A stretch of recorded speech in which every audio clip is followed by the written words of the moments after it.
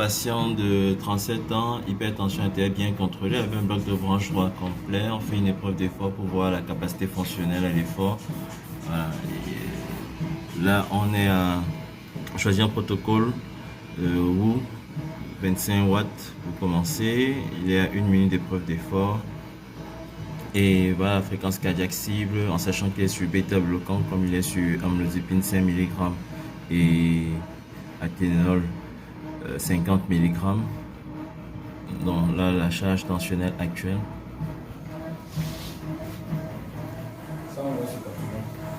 Donc pour ça, l'infirmier prend la tension toutes les 2 minutes. Il pédale entre 55 et 65 pour que ça soit en vert. On place les électrodes comme sur un ECG classique. Et on prend la tension avec un tensiomètre anérométrique.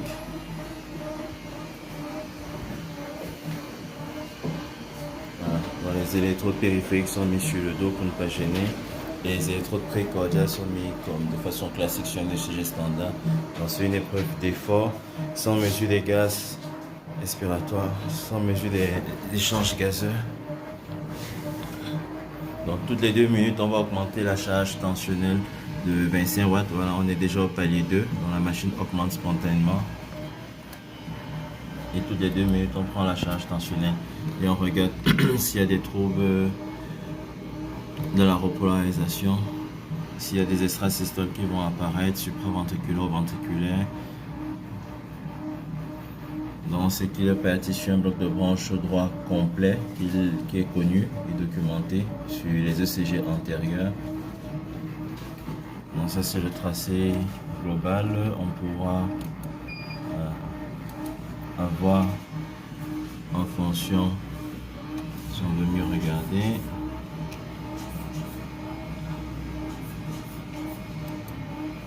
la médiane et l'échantillon.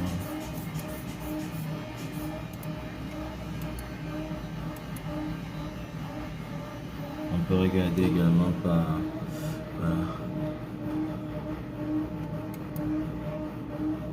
donc en bleu vous avez le CG de base et en blanc l'actuel en fonction des différents territoires.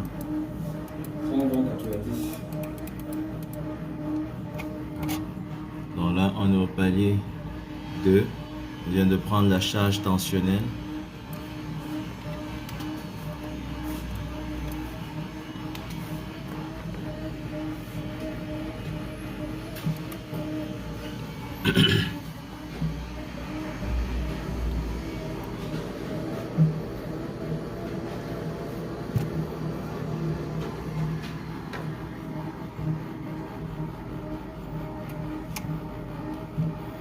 Donc pour chacune des dérivations, on regarde régulièrement si l'amplitude des ondes T va être triplée par rapport à l'onde T de départ.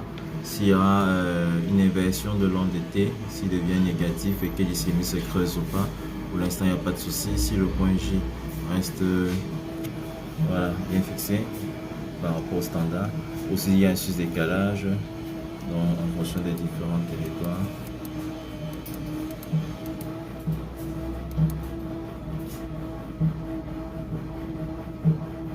Donc, en blanc c'est celui qui est en cours et là c'est le repère repos.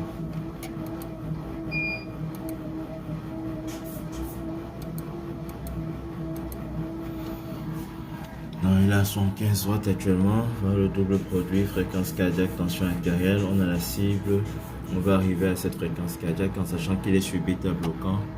On utilise d'autres formules pour avoir l'effort maximal en contrôlant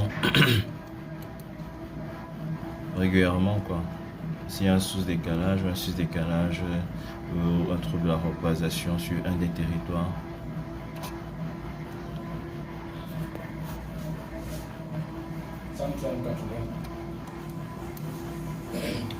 Donc ça permet aussi de voir comment la tension artérielle évolue en fonction de l'effort.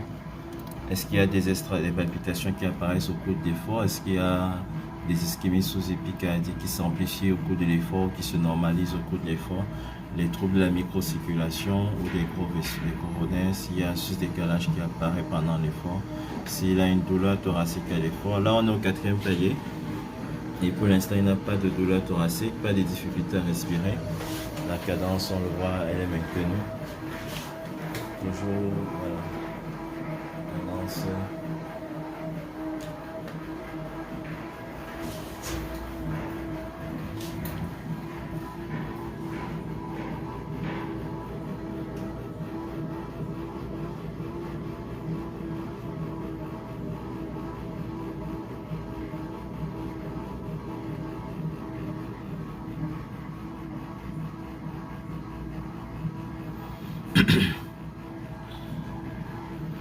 On est à 6 minutes d'épreuve d'effort. Pour qu'une épreuve d'effort soit validée, il faut au moins 6 minutes. Donc là, on a validé son épreuve d'effort. C'est vrai qu'on a commencé sur un protocole de 25 watts tous les 2 minutes. On aurait pu commencer sur 50 watts si c'est un sportif avéré en profession. Pour les patients classiques, on préfère commencer sur 25 watts. Ça leur donne aussi l'opportunité de faire vraiment 6 minutes. Et après, s'il a du potentiel, s'il a une bonne capacité fonctionnelle, il va atteindre les au moins 6 mètres. Donc on va évaluer tout cela.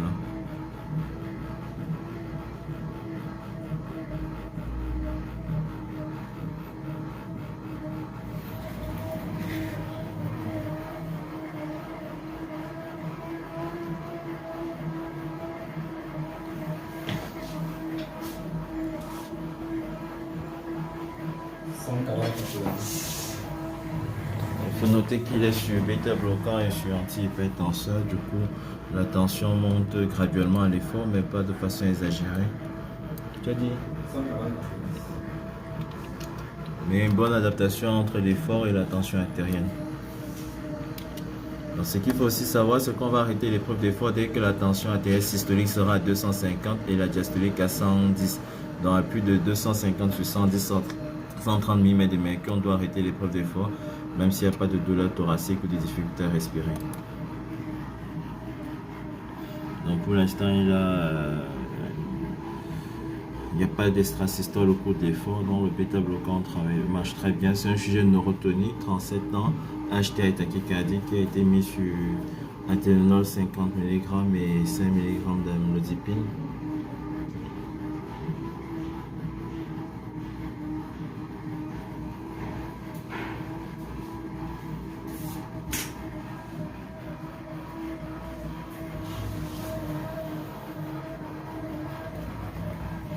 Donc on sent que c'est un sportif parce qu'il est à 125 watts, on n'est pas encore au premier seuil ventilatoire.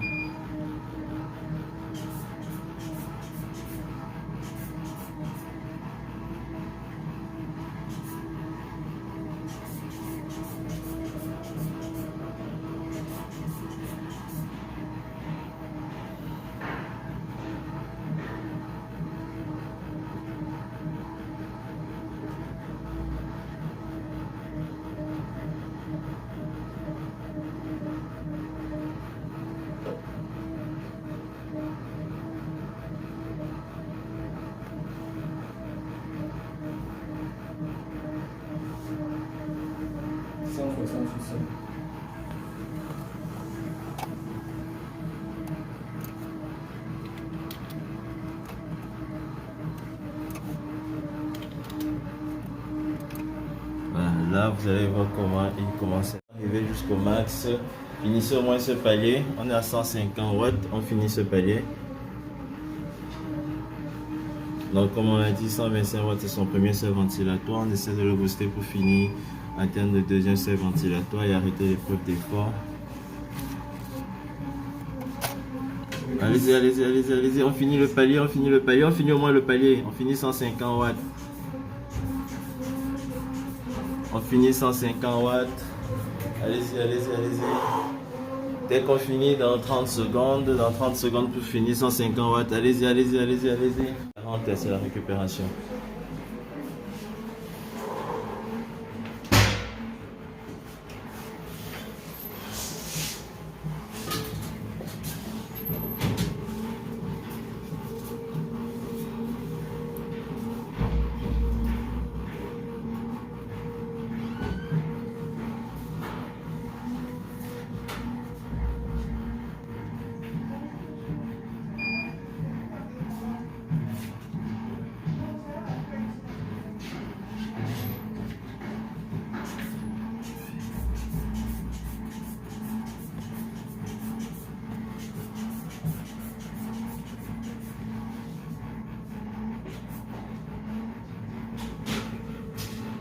En récupération également, dans les 2 minutes, la tension artérielle doit chuter puisqu'on n'a plus la même charge d'effort, on n'a plus la même cadence de pédalage, on n'arrête pas brutalement.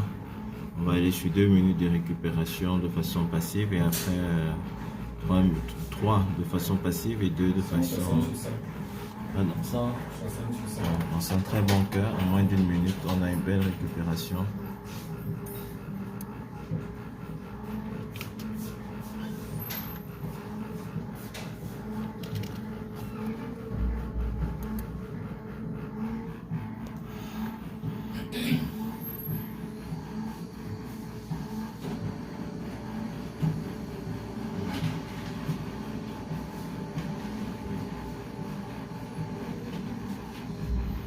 Donc, il a fait 150 watts comme charge maximale avec voilà, premier seuil ventilatoire à 125 watts, 123 de fréquence cardiaque au premier seuil ventilatoire. Tous ces paramètres vont nous aider à calculer la fréquence cardiaque d'entraînement et mettre en place son protocole de réadaptation cardiovasculaire à l'effort pour augmenter sa capacité fonctionnelle. On va déjà voir à l'arrêt de l'effort quelle est sa capacité fonctionnelle actuelle et voir comment la potentialiser.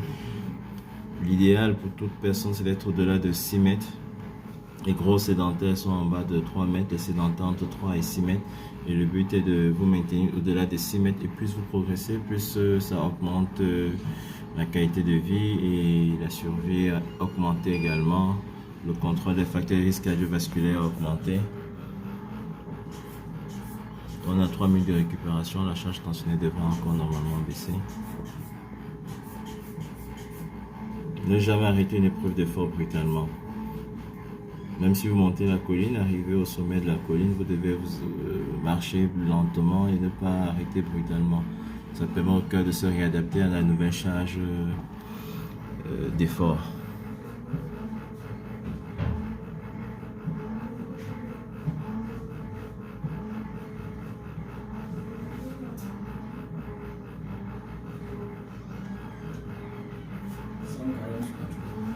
C'est un très bon cœur. La tension artérielle dégraisse rapidement après l'arrêt de l'effort, ou du moins la régression de l'effort.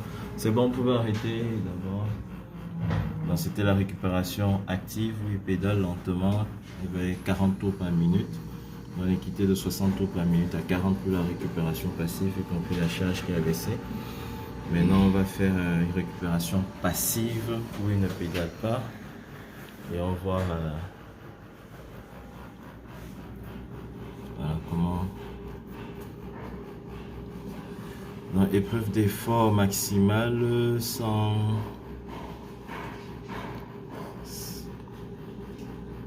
trouble du rythme, sans atteinte clinique, cliniquement négative et électriquement négative, avec une capacité maximale à 150 watts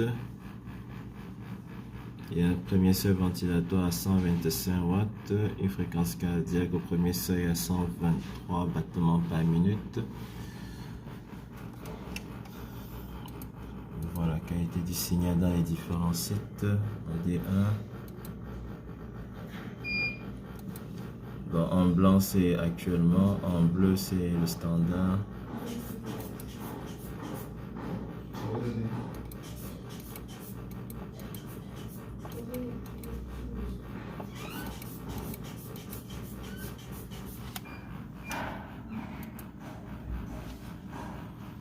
En 5 minutes de récupération.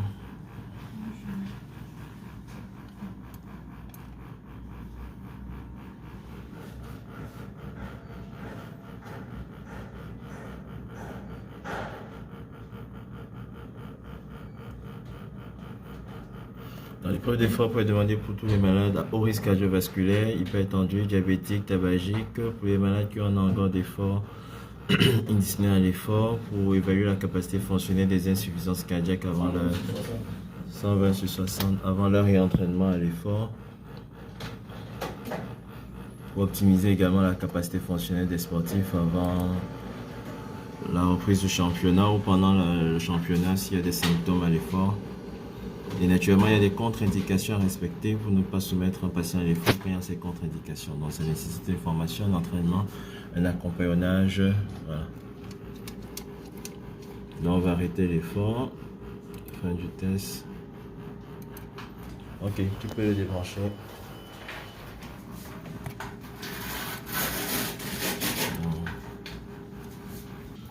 Voilà, c'est parfait. Donc, il a fait 11 minutes d'effort. 7,8 mètres dans un sportif. Il a fait plus de 6 mètres, 150 watts de charge maximale. 77% de la charge, mais sur bêta bloquant dans une épreuve d'effort maximale. Et voilà, une épreuve d'effort, voici le double produit, épreuve d'effort maximale. La tension artérielle maximale sur son traitement. Et je crois que là, c'était à cause des parasites qu'on a cet index-là.